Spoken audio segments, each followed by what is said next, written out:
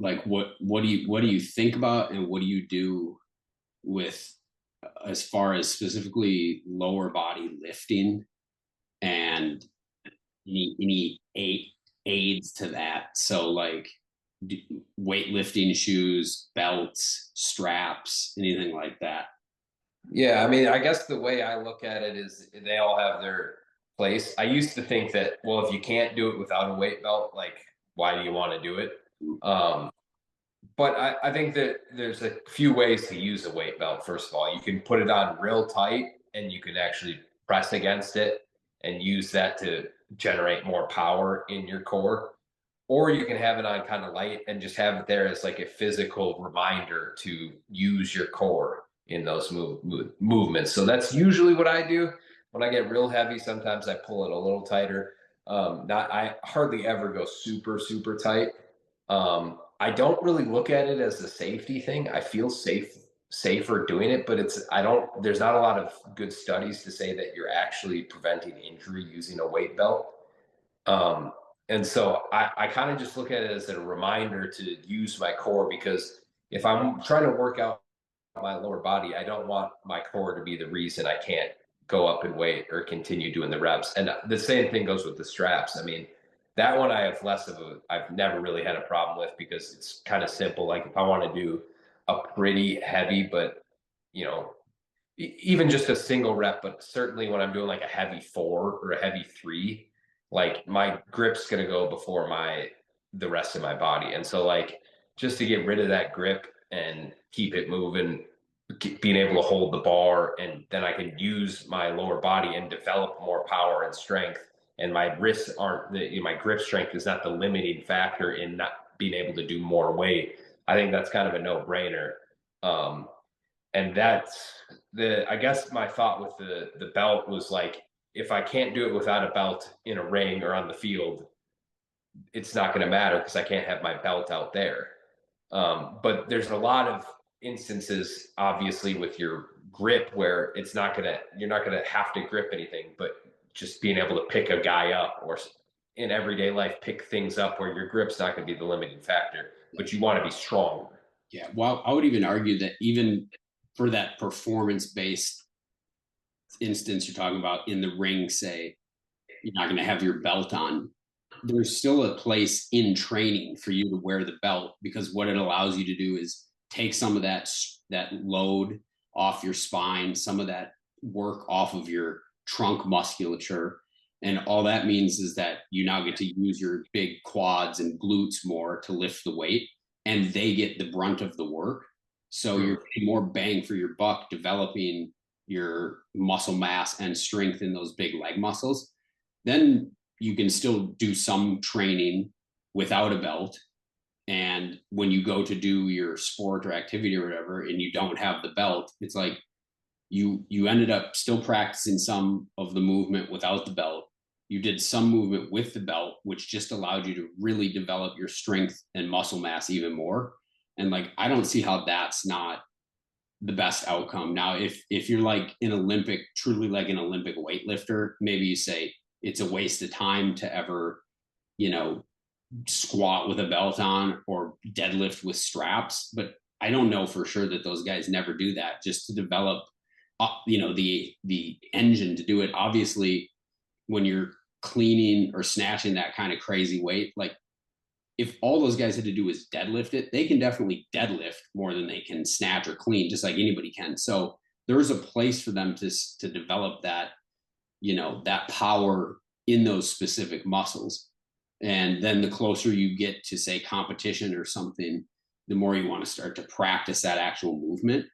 But to me, that's a very, again, small subset of the population who's either participating in like a weightlifting thing or like you in a professional physical activity like that.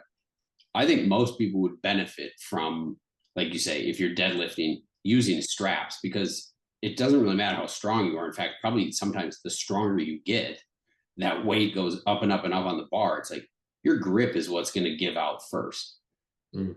Your core, your low back, all that musculature going to give out on the squats, or just make it so much harder to perform the rep correctly that I think there's definitely a place to. I years ago I would have said the same thing you just said about it's like why would I want to practice? And I actually thought because I'm not really performance based, there's nothing I'm doing in the world where I'm squatting with a belt on. Mhm.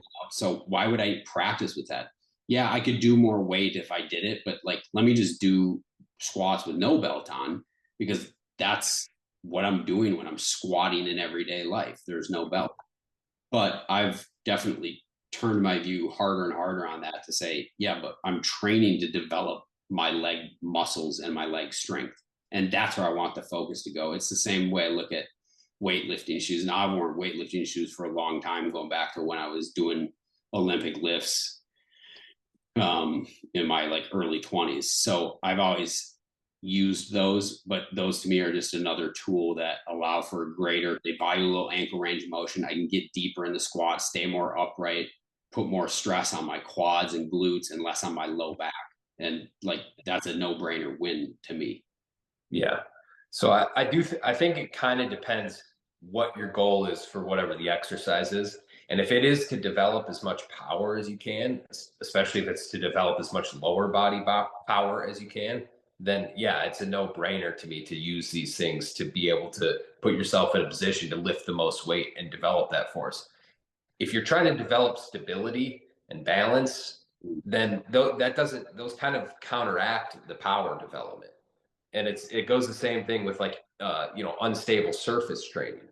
If your goal is to develop power, you should not do that stuff. If your goal is to develop balance and stability, then yeah, that's when you can do that stuff. And I think that's kind of what I've done is I've broken my workouts and exercises down more and been more intentional with them. And so if I want to create core strength, maybe I can do a squat without a belt, but I could also just do something that's directed right at the abdomen and low back. And if I want to develop power, I do stuff that's just power. Now, you can take that all the way to the point of just doing single joint exercises and saying, well, hey, quad extension is how you develop the most power in the quad. And there's something to that. And so that's why I sometimes do leg extensions. But there's just kind of a balance. I mean, I think you got to have some in the squat, like if you're developing power there, you're going to have some stability still. And it's going to be a little bit more functional when you take it into the real world than a quad extension. But the whole point is just being very intentional about what exercises you choose and how you do them and when Yeah, I and agree. what the goal is.